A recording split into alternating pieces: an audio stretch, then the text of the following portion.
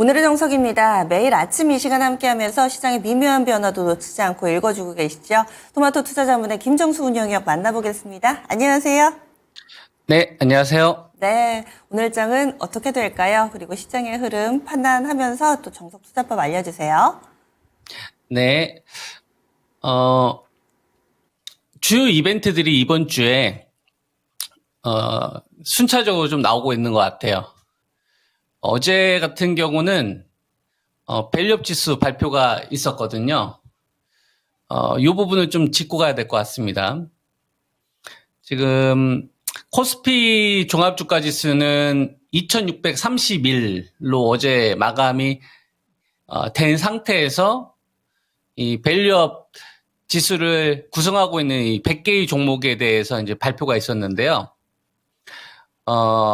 요걸 구성하고 있는 게 기존의 시장에서 예상했던 거하고 좀 차이가 있어요. 일단 첫 번째로 종합주가 지수 기준으로 보면 제가 여러분들에게 2700 요 구간에서는 현금을 좀 만드셨다가 아껴두자. 그리고 나서 이제 2500에서 2550 여기서 바이오 중심주하고 자동차 1등주 요걸 먼저 좀 사자라는 말씀을 좀 드렸었잖아요. 2500에서 2550 요때 이제 제가 여러분들에게 제시해드렸던 목표치가 미리 제시해드렸던 목표치죠. 요게 이제 2650이에요. 그죠? 2500에서 2550에서 제가 여러분에게 제시해드렸던 목표치가 2650이었고, 하단으로는 이제 2460과 30, 이렇게 놓고 좀 대응하면 된다라가 이제 제가 여러분들에게 지수가 이제 급락했었을 때 제시해드렸던 전략이잖아요. 그리고 나서 2650이라는 숫자가 안 올 것 같은데 올 것 같지 않습니까? 그런데 요 시점에 이 코리아 이 밸류 지수를 구성하고 있는 종목들을 보니까 종목 수도 일단 적고 100개의 종목이 좀 특이해요. 좀 특이합니다. 좀 대표성을 떴다라기보다는 약간은 각계 전투식 산발적인 형태의 주가 흐름을 떴다는 얘기죠. 요걸 좀 구체적으로 한번 좀 보면 유한양행은 포함 안 됐어요. 바이오에서. 삼성 바이오로직스는 포함이 안 됐어요. 근데 셀트리온은 포함됐어요. 셀트리온. 근데 여러분 이거 되게 중요해요. 왜냐하면 밸류업 지수 발표된 게 중요한 게 아니라 그 다음에 ETF 상품이 나와요, 여러분. 우리가 보면은 상장되어 있는 코스피 ETF도 되게 많잖아요. 코스피 200, KR 200, 요걸 구성하고 있는 종목들이 있을 거 아니에요. 이런 종목들이 있을 텐데 이거 특징이 뭐냐면 강제예요, 강제. 안 사? 강제로 사. 이게 여러분 ETF예요. 주가 많이 올랐는데요. 쓸데없는 소리지 말고 그냥 사. 주가 많이 빠졌는데 그냥 팔어. 그러니까 주식 투자하시는 분들은 그런 생각을 하잖아. 나는 내가 예를 들어서 10,000원짜리면 한 9,500원에 사야지 기다렸다가 그래서 매수 주면 좀 미래타 걸어놓잖아요. ETF는 그게 아니에요.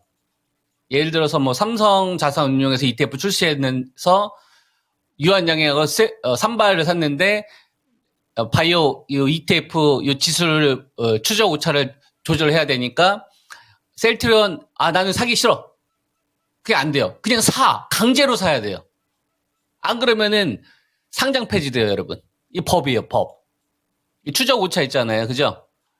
추적 오차를 충족을 안 하면 그 상품은 상장 폐지되게끔 법이 정해져 있어요.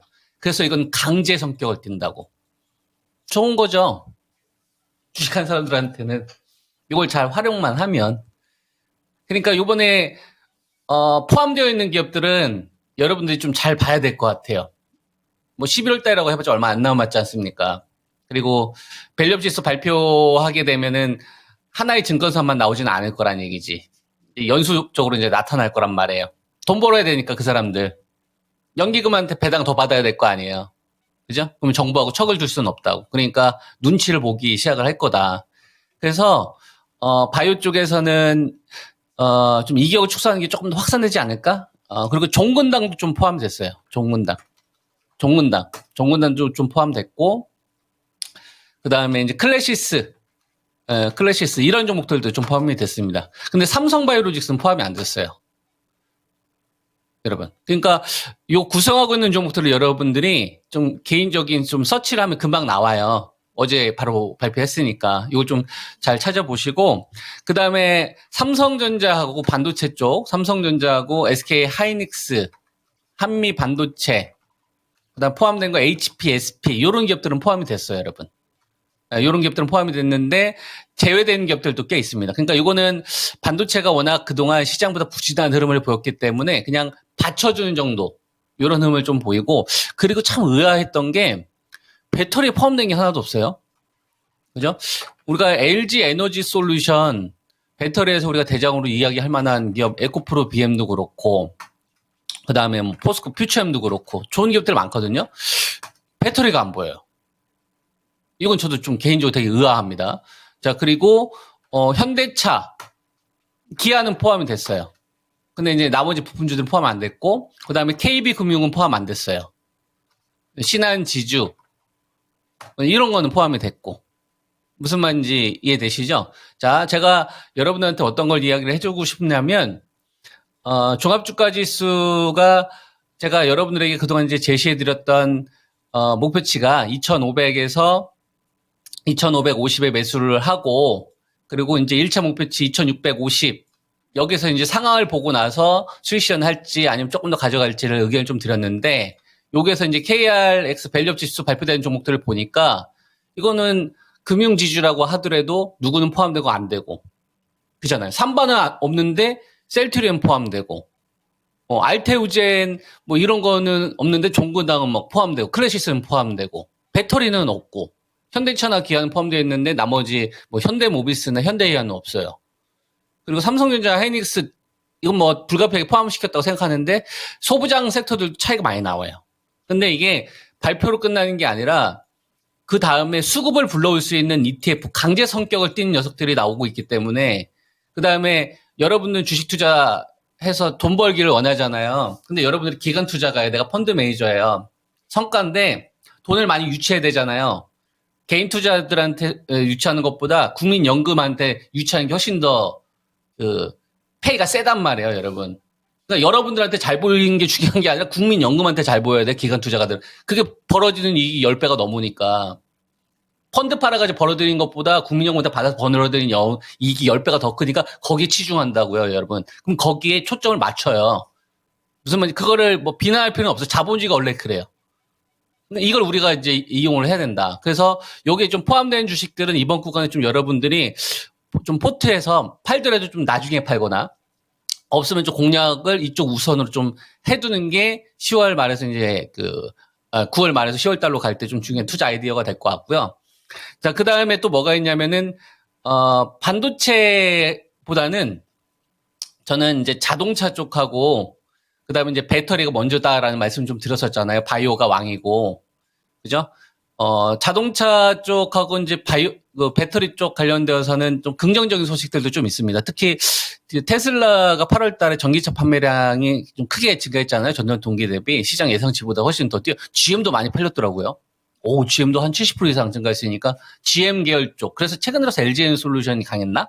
그죠? 그런 생각도 좀 듭니다. 이걸 미리 알았겠지, 그 사람들이. 그러니까 이쪽 관련되어서도 좀 투자 심리를 개선시킬 수 있을 만한 요인이 나왔는데, 여기 이제 반도체가 좀 도움을 줘야 되거든요. 반도체가 그냥 하락이 멈추는 건 의미가 없어요. 그 지수가 레벨업이 되게 어렵잖아요. 그러니까 반도체도 푸시의 역할을 해줘야 된다고. 그러려면은 마이크론 테크놀로지 실적 발표가 되게 중요하죠. 야, 니들 거품 논란이라며? AI 공급 가행 아니냐? 응, 아니야. 이거 아직도 끄떡 없어. 이거를 마이크론 테크놀로지에서 얘기를 해줬을 때는 투자 심리를 개선시킬 수 있죠. 이게 이제 우리나라 시간으로는 이제 26일, 내일이 되겠네요. 그죠? 내일 반영이 될 테니까, 거기에 이제 삼성전자 하이닉스가 이제 받쳐주는 것만 말고, 좀 양봉이라도 좀 뽑아줄 수 있는 시도라도 좀 나오는 게 되게 중요한, 관전 포인트가 될 것 같습니다.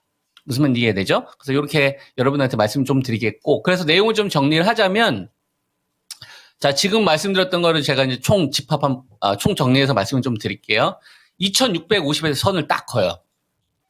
알겠죠? 그래서 눈을 동그랗게 이렇게 떠요. 2650 딱 뜨는데 내가 2500에서 2500 주식을 매수한 거를 2650에 다가올수록 저 시점에 바이오 중심주 있죠. 제가 여러분한테 말씀드렸던 바이오 중심주하고 자동차가 고점을 높이면서 저 상승을 주도해요. 그럼 매도 시기를 천천히 늦추시라고. 한 2700까지 열어두면서 이거 그럼 조금 더 가겠구나.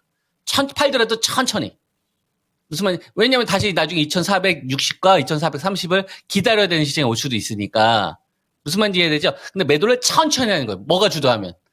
바이오 중심주하고 자동차가 저상승을 주도하면.